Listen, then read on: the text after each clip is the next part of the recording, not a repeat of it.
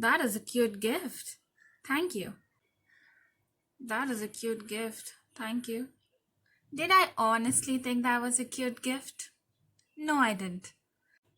Welcome back to the How to Do Speech Therapy at Home YouTube video series with Priyanka. Today is the World Autism Awareness Day. I'm sure if you're watching this video, you have some idea of what is autism. So today is a day that the entire world takes up to acknowledge the presence of autism. On April 2nd, that is World Autism Awareness Day, we are going to have a special video today. So today's video, let's talk a little bit about what is autism and I will give you strategies on how to handle one of the common problems or concerns parents have with children with autism. So autism is a neurodevelopmental disorder, meaning that it is brain-based and it starts very early in the development. It affects the child's ability to process social information and to respond to social communication cues and information.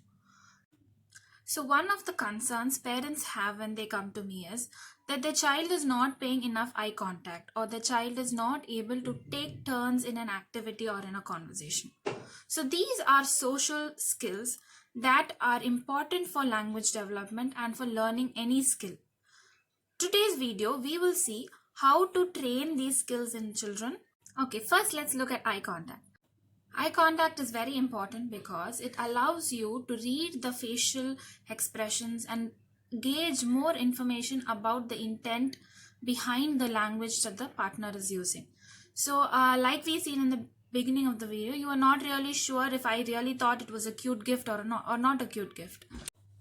Although we know that eye contact is very crucial for communication, there is a lot of evidence and voices of adults with autism coming up saying that paying eye contact is very stressful for them, and most often they are forced to give eye contact to the communication partner. So it's more they've been compliant trained than to actually use eye contact.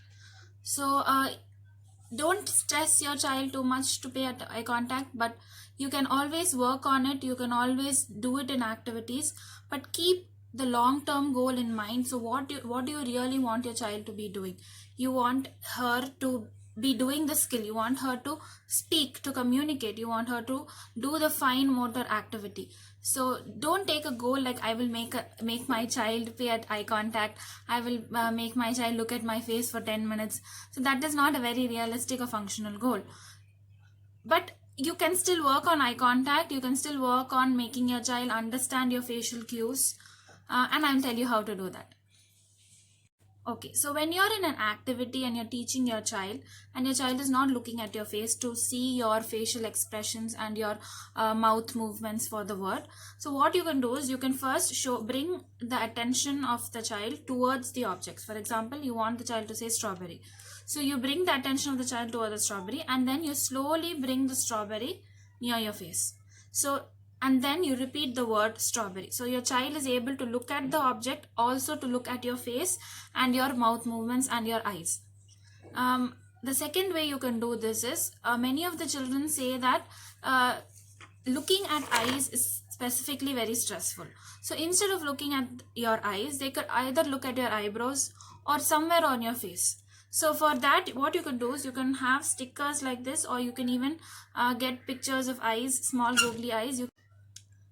You can take the googly eyes and you can put it on in the middle of your forehead or above your eyebrows. So this gives the child a cue to look. So when you do an activity like for 5 or 10 minutes, you can still try this. And the third way you can do this is, like we've seen in our previous video, you can use visual supports. So you can have a picture to remind the child that you have to look at my face when I say this word. So when your child is not paying attention, when you're trying to teach him and he's not paying attention, you just show him this and bring it up to your face, so he brings the attention back to your face. So you don't have to make your child always look at your face. Even a small eye glance, a gaze is enough. You basically want the child to know what you're talking about, to understand you completely. So the goal is understanding, and the goal is not compliance. The goal is not to look at your face continuously. So just keep that in mind. Okay, so the fourth way you can train eye contact is is something called scripts. So scripts are very simple, wherein you're just giving your child a systematic plan of action on what to do in a social situation. So if you want him to look at the communication partner and greet them, what you can do is, so the first step you will teach your child is, first look at them, or look at their face, or look at their face or their shoulders, and say hi. So the first thing is you look. The second thing you should do is you should smile. The third thing you should do is say hi. And then the fourth thing you should say is their name. So grandpa or grandma or dad. So you have to break down and what you want him to do into small steps, and you have to teach each step and reinforce his behavior.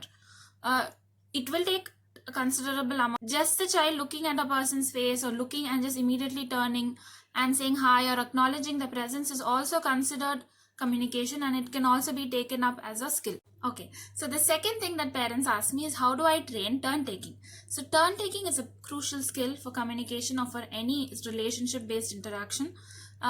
So how you can train turn taking is, just take basic simple toys at home. Okay, for example, you can take blocks, and you can say, you can give few pieces to the child and say, this is your pieces and these are my pieces. You will build with this and I will build with this. You can also do this with a sibling or a grandparent, and where you take out the blocks back, and you give each piece to each person. So, and you make the child wait till each has like 3 pieces or 5 pieces, and then you say start building. So this is something that you show the child, that each person has a turn and they have their own thing to play with, and they have to begin at the same time.